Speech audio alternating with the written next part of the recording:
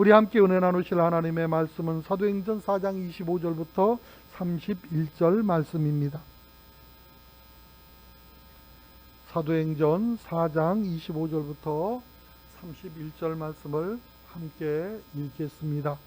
또 주의 종 우리 조상 다윗의 입을 통하여 성령으로 말씀하시기를 어찌하여 열방이 분노하며 족속들이 호사를 경영하는고 세상의 군왕들이 나서며 관리들이 함께 모여 주와 그의 그리스도를 대적하도다 하신 이로소이다.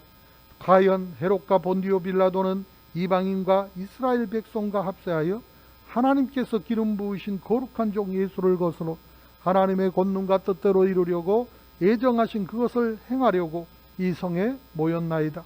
주여 이제도 그들의 위협함을 굽어보시옵고 또 종들로 하여금 담대히 하나님의 말씀을 전하게 하여 주시오며 말씀을 손을 내밀어 병을 낫게 하시고 표적과 기사가 거룩한 종 예수의 이름으로 이루어지게 하옵소서 하더라.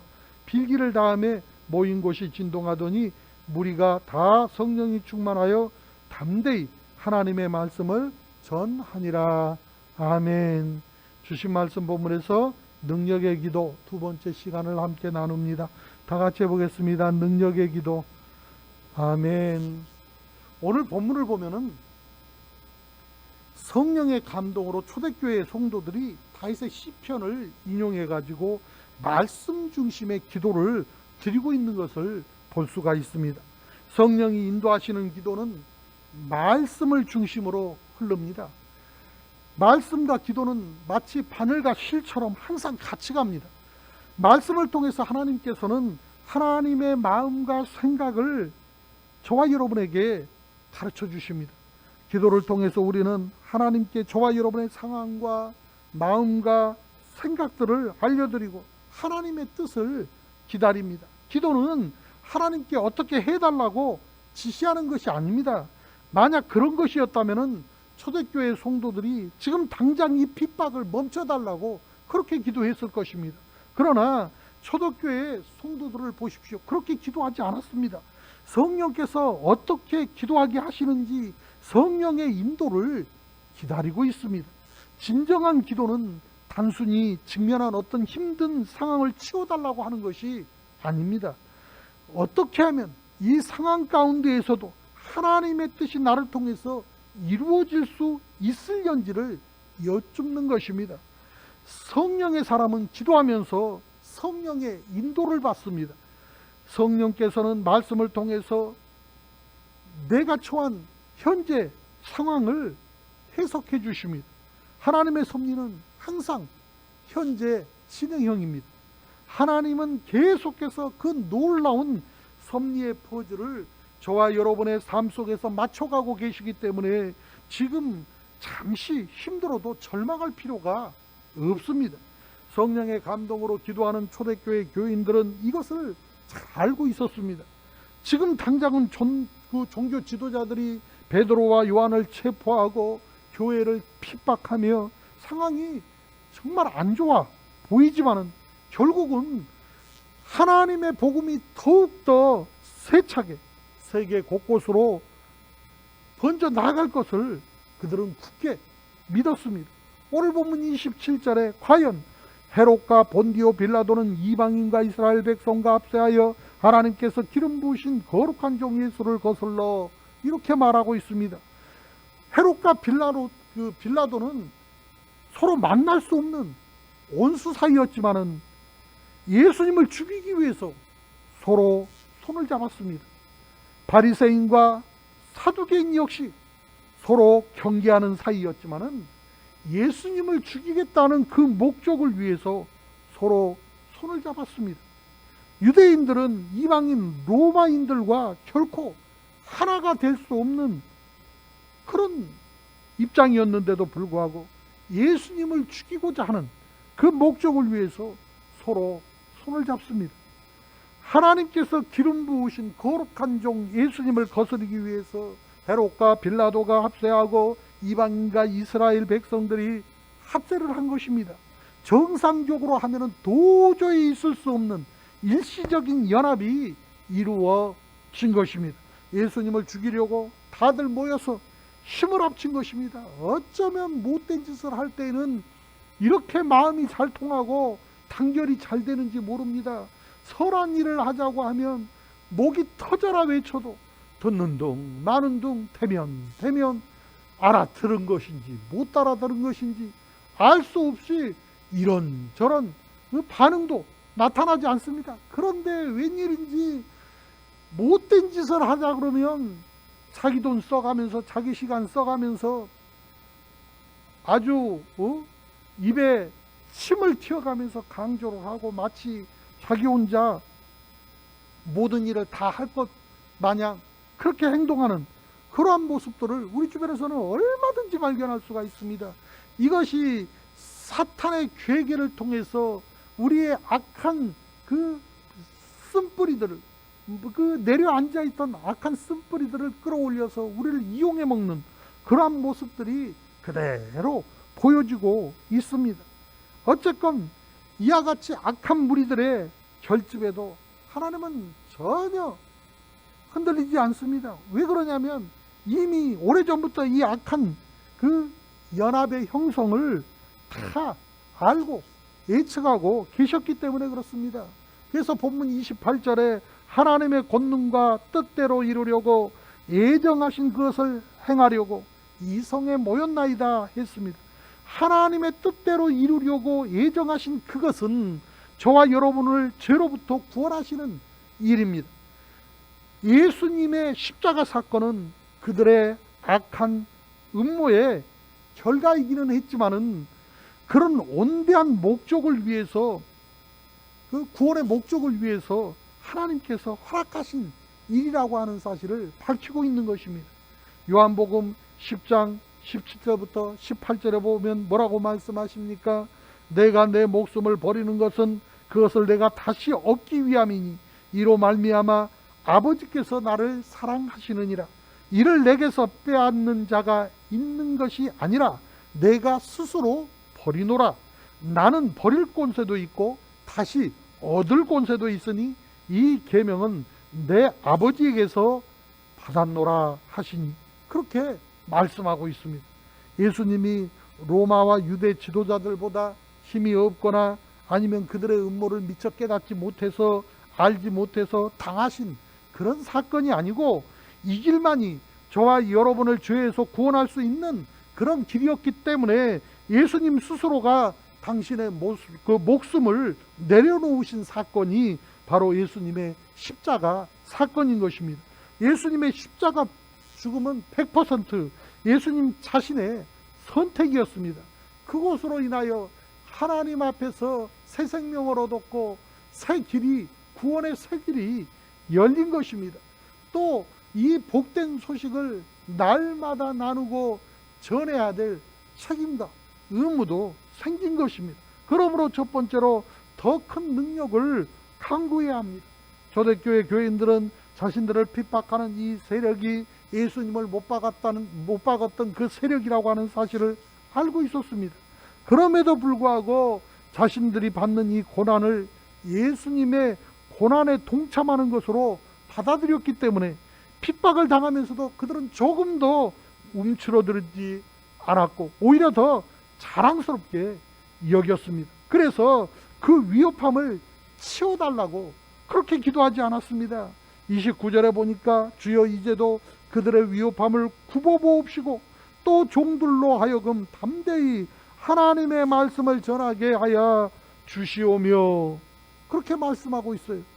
굽어보시옵고라고 하는 것은 이 상황을 심각하게 고려해달라는 그러한 말 아닙니까? 이 말은 핍박의 강도를 좀 낮춰달라 그런 말이 아닙니다.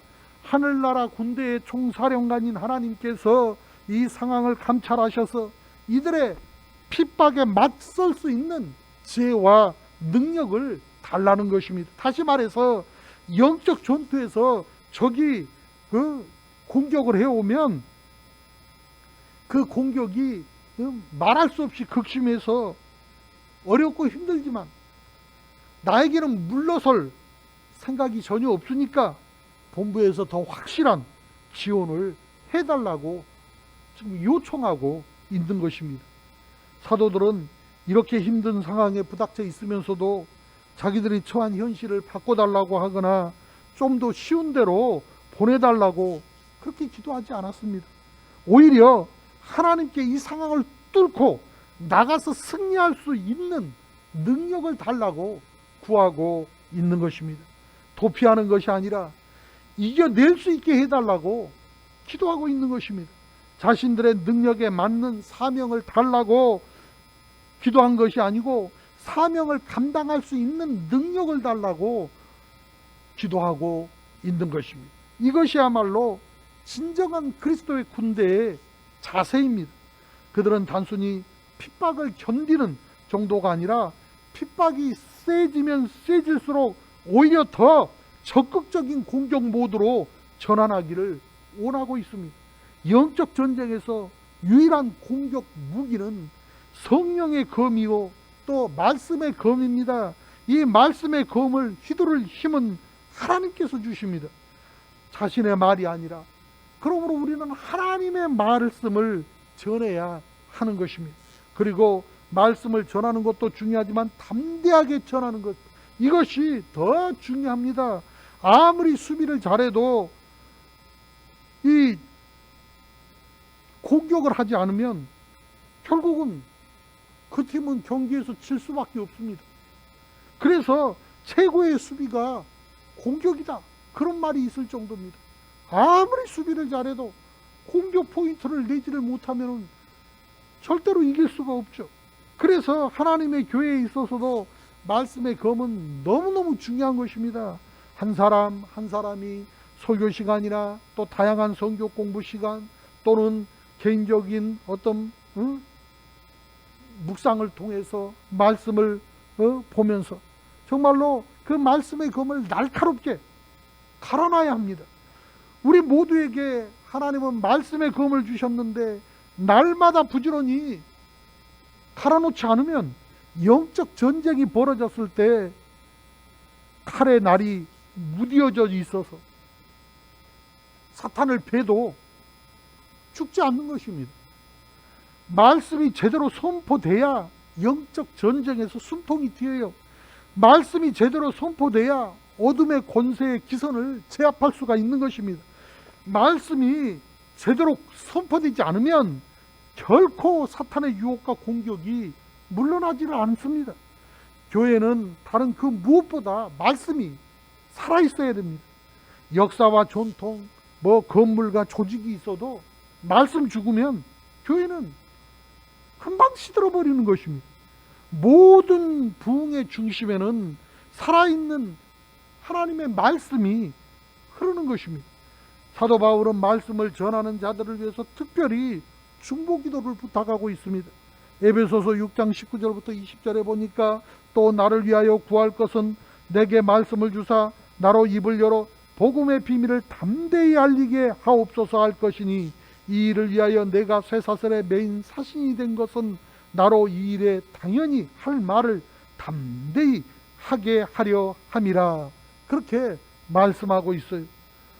사도 바울은 한 번도 아니고 두 번씩이나 담대히 복음을 전하는 것을 강조합니다. 이렇게 같은 말이 반복되어지는 것은 강조할 때 쓰는 그런 어법입니다.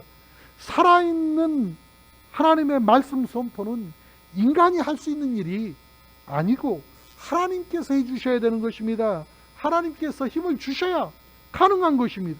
또 하나님께서 힘 주시는 것은 다른 방법이 없습니다. 오직 기도를 통해서만 가능한 것입니다. 목사도 연약한 인간입니다. 지치고 도망가고 싶을 때가 있습니다. 성도들이 열심히 중보하지 않으면 죄 종들이 버텨낼 재간이 없습니다. 사도 바울은 자신의 안전이나 자신의 건강을 위해서 기도해 달라고 하지 않았습니다. 오로지 담대히 복음을 전할 수 있도록 기도해 달라고 부탁하고 있는 것입니다. 사도 바울같이 배심 좋은 사람도 한 번도 아니고 두 번씩이나 담대히 복음을 전할 수 있게 해달라고 부탁할 정도로 사실 설교는 쉬운 것이 아닙니다. 정말 은혜로운 말씀을 전하기 위해서 애쓰다 보면 말씀 전하기 전에 꼭 말씀 준비에 집중하지 못하게 하는 그런 방해 요소들이 늘 생깁니다.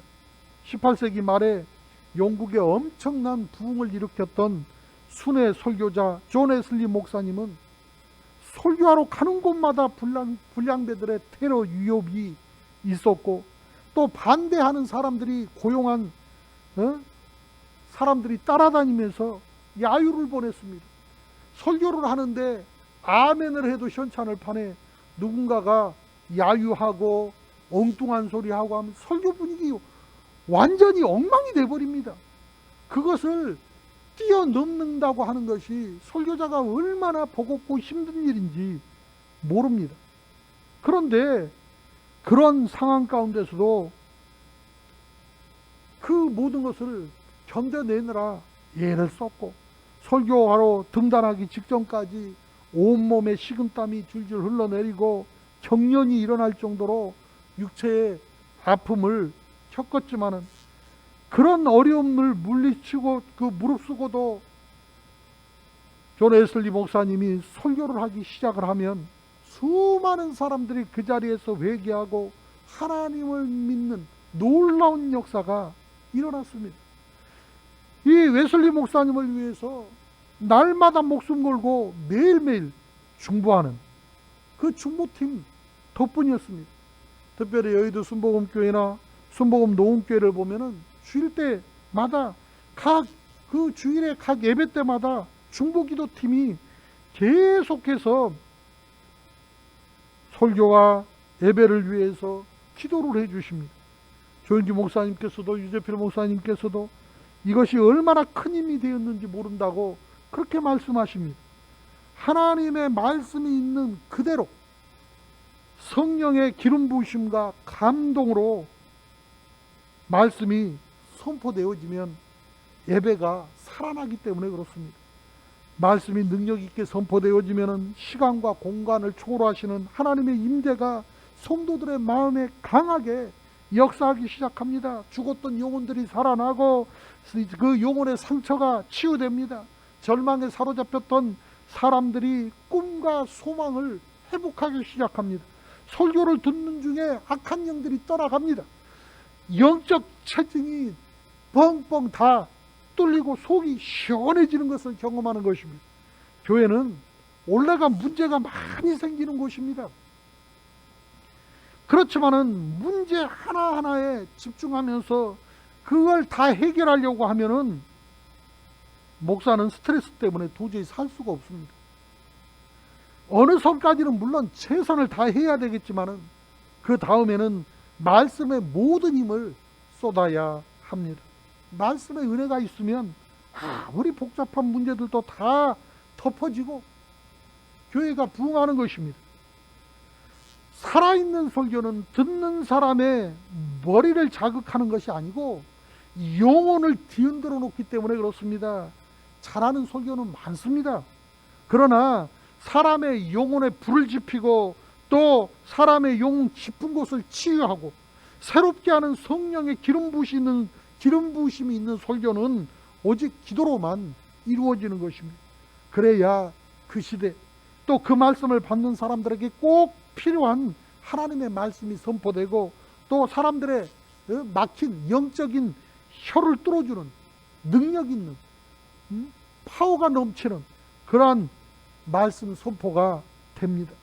똑똑한 설교가 아니라 은혜와 능력이 충만한 설교는 기도로 만들어집니다.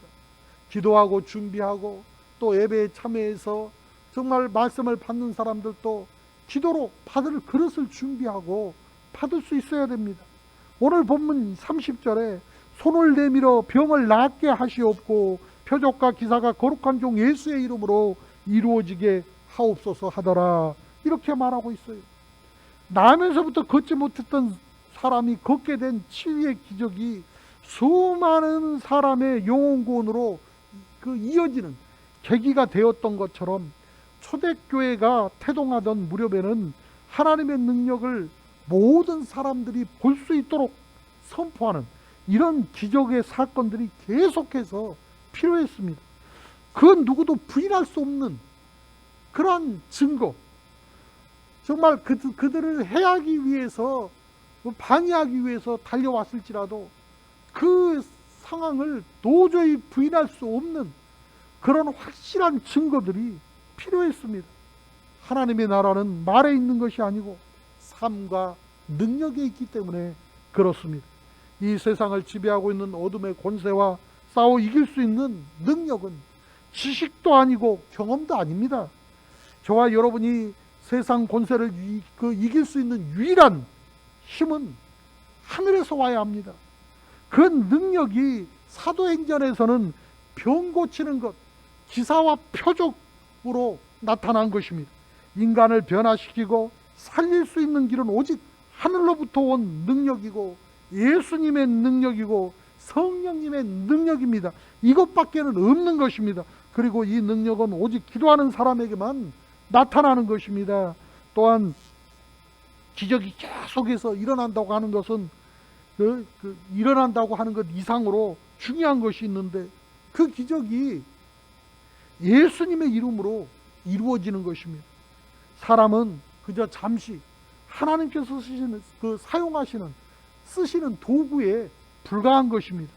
도구일 뿐입니다. 예수님을 통해서 사람이 드러나고 사람이 스타가 돼서는 안 됩니다. 사람이 하나님의 영광을 가로채고 사람이 하나님을 대신하려고 해서는 안 됩니다.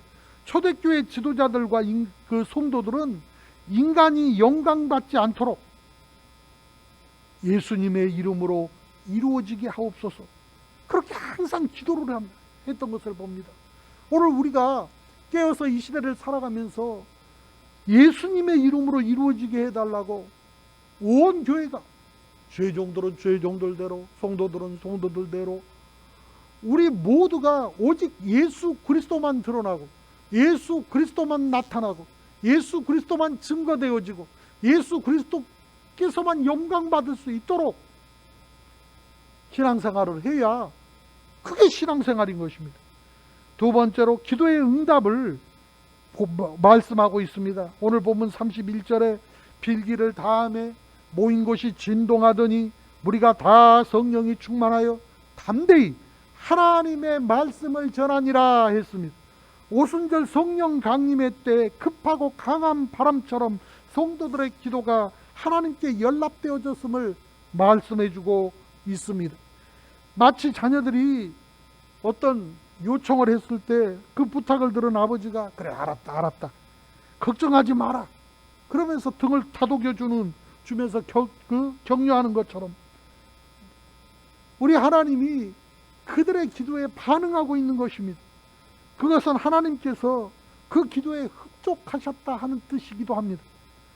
또한 모인 곳이 진동했다라고 하는 것은 기도 응답으로 하나님의 손이 움직여서 직접 그들의 상황에 개입하시고 하나님의 능력이 그들의 상황 전체에 임하기 시작했다, 그런 뜻이기도 합니다. 이제 곧 천국의 지온 그 병력과 물자가 쏟아져 나오기 시작할 것입니다. 보이지 않는 하늘의 천사들이 그들의 뒤에 서서 그 어둠의 군대들을 물리치기 시작할 것입니다. 모든 부흥과 성공적인 사역 뒤에는 보이지 않는 엄청난 기도의 자원이 있습니다. 광야에서 이스라엘 군대가 아말렉하고 큰 전투를 벌여 싸울 때 앞장서서 싸운 사람은 여호수아였지만은 산 위에서 모세가 지팡이를 들고 계속해서 중보했기 때문에 승리를 유지할 수가 있었습니다. 하나님의 군대가 부흥을 체험하려면은 이 끊임없이 기도의 힘이 뒷받침되어야 합니다. 끊임없이 한 걸음 한 걸음 전진해 나아갈 때 사탄은 더 강력하게 저와 여러분에게 포탄을 포보될 것입니다.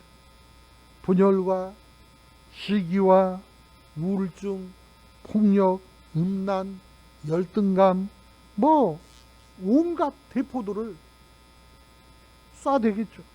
그러므로 하나님의 백성들이 전쟁에 임하는 마음으로 영적 공격이 심해지면 심해질수록 손을 들고 합심해서 기도하고 여기에 맞설 수 있어야 됩니다.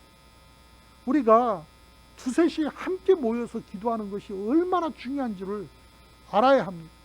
제가 우리 오남에 와서 보니까 한 사람은 여기, 한 사람은 저기, 한 사람은 저기, 여기 하나 저기 하나 그렇게 뚝뚝 떨어져서 기도해요. 그러나 제가 우리 오남에 와서 소망이 있었던 것은 기도의 필요성을 알고 기도하려고 애쓰는 사람들이 있다는 것에 대해서 얼마나 감사했는지 몰라요. 그래서 모여서 기도하라고 그러는 거예요. 함께 한 마음으로 모여서 기도해야 돼요. 한 장소에 있는다고 해서 모여서 기도한 것이 아니에요. 마음을 같이 해야 돼요. 마음을 같이 하고 뜻을 모두어서 함께 기도해야 놀라운 승리를 맛볼 수가 있는 것입니다. 시도 때도 없이 몰려오는 어둠의 생각들을 거절해야 합니다.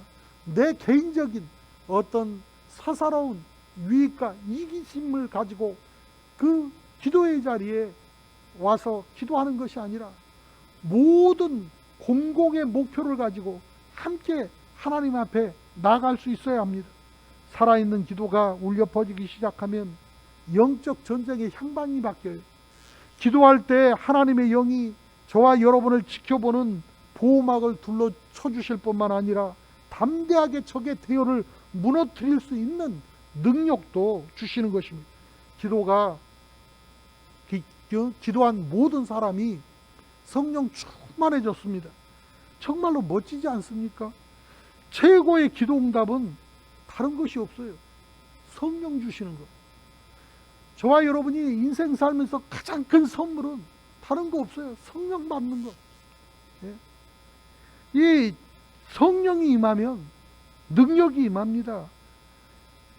치유가 경험되어지고 회복이 일어나고 내 안에 더러운 것들이 다 씻겨져 나가는 그런 것들을 경험합니다. 그것뿐인가요? 전도하고 또 선교할 수 있는 힘을 얻을 수 있고 그 힘이 생기는 것입니다. 성령이 임하니까 오는 모든 이 복들은 이 기도하면서 그것을 얻고 누리는 것을 본 것처럼 저와 여러분 기도하는 사람에게만 주어지는 복을 놓치지 않게 되어지기를 원합니다. 여러분 그 대표적인 것이 이겁니다. 예수님께서 죽으시고 부활하셨어요. 처음에는 반신반의 떠도는 얘기를 들으면서 예수님이 살아나셨다고? 그게 정말이야? 궁금했겠죠. 거기가 어디야? 그러면서 예수님이 계신다는 곳에 자그만치 500명이 그 자리에서 함께 예수님의 지상 명령을 받았고 부활하신 예수님을 함께 만났습니다. 그런데도 불구하고 정작 오순절 성령 침례를 받고 초대교회의 주역이 된 사람들은 예수님의 말씀에 순종해서 예루살렘을 떠나지 않고 마가 다락방에 모여서 전혀 기도하기를 힘썼던 120명의 성도뿐이었다고 하는 사실을 우리는 잘 기억해야 할 필요가 있습니다. 똑같은 말씀을 받았어요. 똑같은 예수님을 만났어요. 똑같이 은혜의 자리에 있었어요.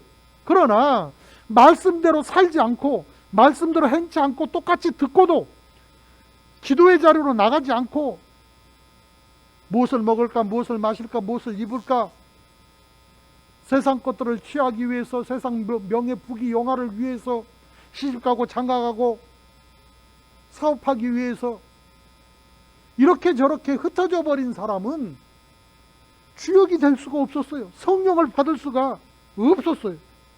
나는 그래서 기도하지 않고 자기 능력만 믿고 화려한 계획과 생각을 떠들어대는 그런 사람들의 말은 하나도 믿지 않아요. 말은 그럴싸하게 해놓고 안 하니까 실제 현장에서 부딪혀 보면 기도로 재련되지 않은 그런 사람들은 다 허수아비 같이 형상은 있는데 아무런 힘을 갖지를 못합니다. 기도로서 성령의 능력을 다운로드한 사람들만이 하나님의 역사를 이루어낼 수가 있는 것입니다. 본문에 보니까 무리가 다 성령 충만을 받았다, 그렇게 말하고 있어요. 공동체 전체가 합심해서 기도를 했고 응답도 함께 받았어요. 무리가 다 성령 충만하게 되었다는 것입니다. 우리 오남수 모험교회 온 성도가 함께 모여 기도하기에 전혀 힘쓰고 한 목표를 향하여 나아가 정말로 온 공동체 전체가 다 성령이 충만하게 되어질 수 있기를 축원하여 드립니다. 세 번째로 담대하게 전해야 됩니다. 우리는 기도응답이라고 그러면 병 고침 받고 무슨 결혼 잘하고 사업 잘 되고 뭐 이런 것들을 생각합니다. 그런데 초대교회가 구했던 응답은 달랐어요.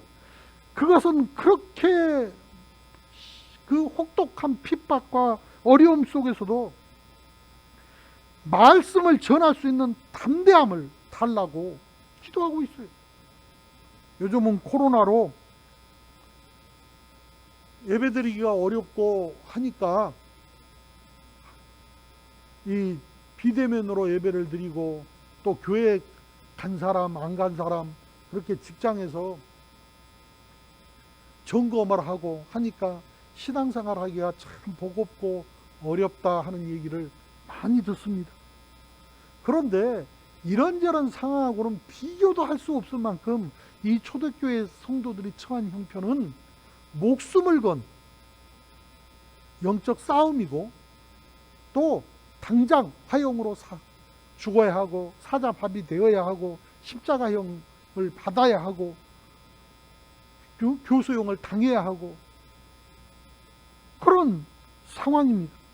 그런데 이 사람들은 예수 믿는 것을 들킬까 고민한 것이 아니고 직장에서 잘릴까 고민한 것이 아니고 오히려 역으로 더 담대하게 복음을 전할 수 있도록 해달라고 기도하고 있는 거예요. 보이지 않는 영적 세계에서 사탄이 가장 무서워하는 것은 담대하게 말씀을 전하는 하나님의 사람들입니다. 피하면 피할수록 사탄의 밥이 되고 세상 사람들의 조롱거리밖에 안 됩니다.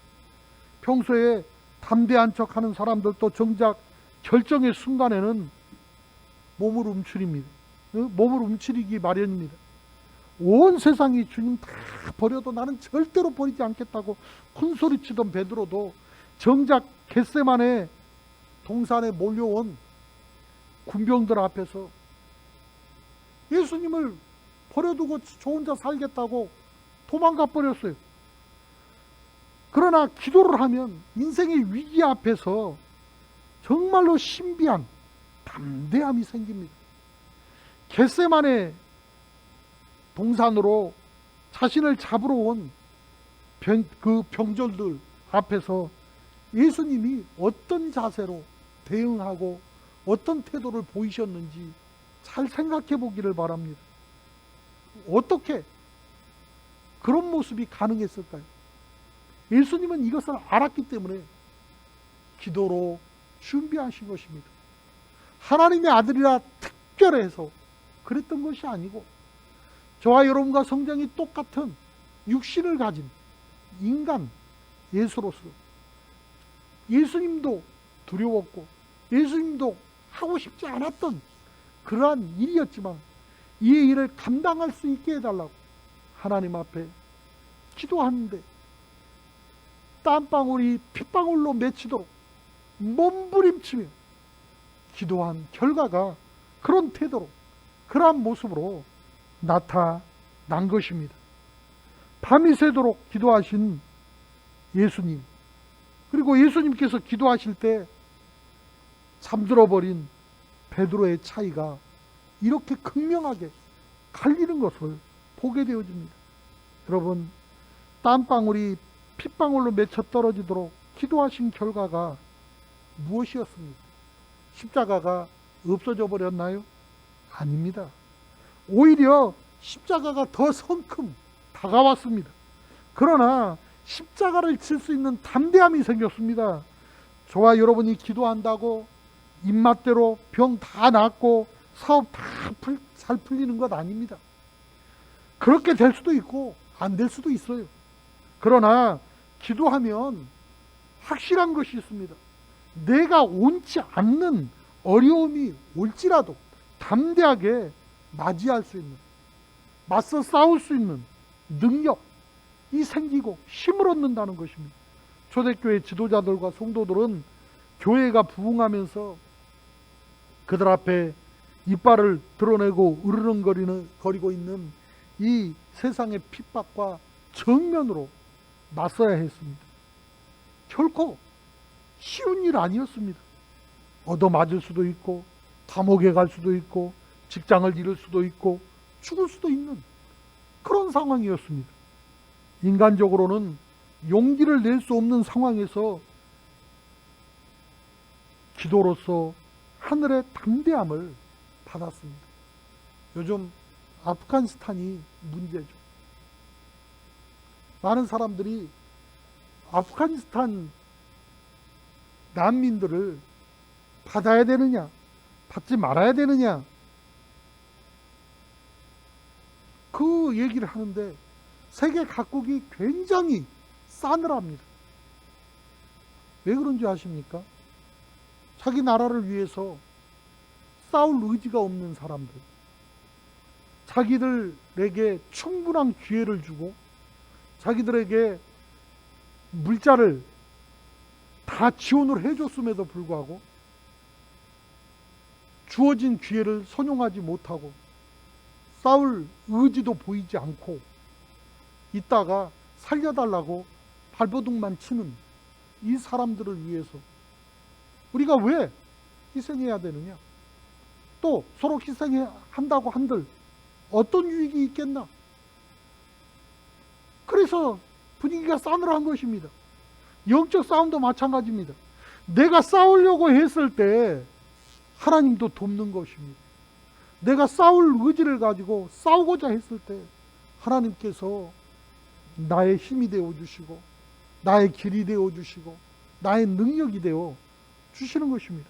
그러므로 나는 가만히 있고 마치 감 떨어지기 바라는 사람처럼 하나님이 알아서 해주세요, 그런 거는 없습니다. 예수님이 그렇게 하시지 않았어요. 얼마나 몸부림치며 기도를 했으면 땀방울이 핏방울로 맺혀 떨어집니까? 잠들어 있지 않았어요. 포기하지 않았어요. 담대하게 기도하면서 이 상황, 이 어려움을 감당할 힘을 달라고, 능력을 달라고 기도했던 것입니다. 인간적으로 도저히 낼 수 없는 용기, 하나님께서 함께하여 달라고 하늘의 능력으로 나를 지켜주시고 감당할 수 있게 해달라고 기도한 것입니다. 아무리 재능이 많아도 담대하지 않으면 그것을 발휘할 수가 없습니다.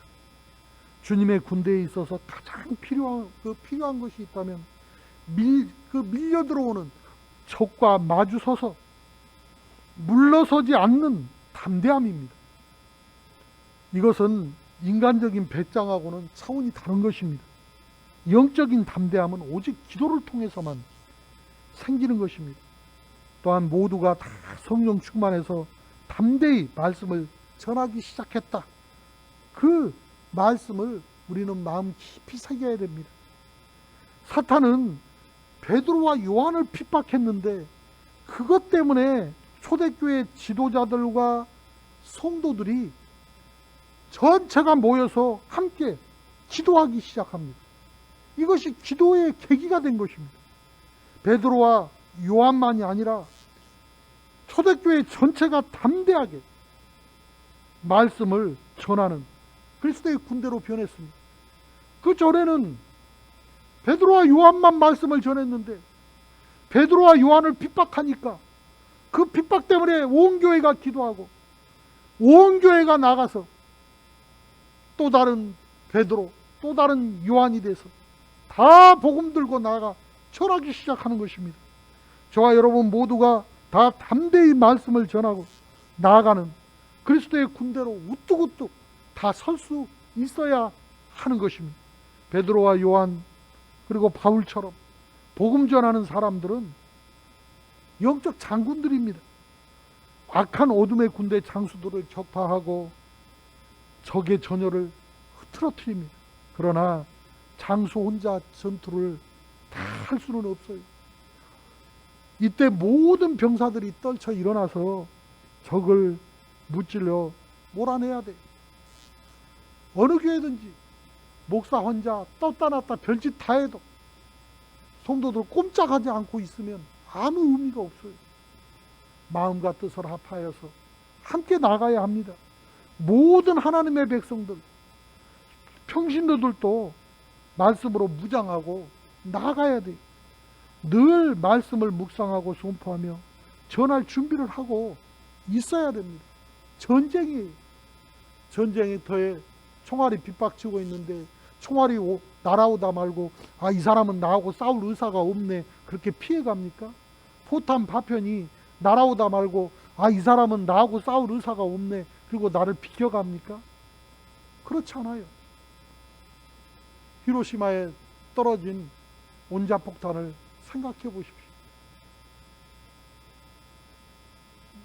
그 자리가 불과 0.5 몇 초 만에 아무것도 남지 않을 정도로 한꺼번에 소개되고 말았습니다. 바로 그런 것입니다. 영적 전쟁은 항상 우리가 깨어있지 않으면 질 수밖에 없고 깨어있기 위해서는 기도해야 합니다.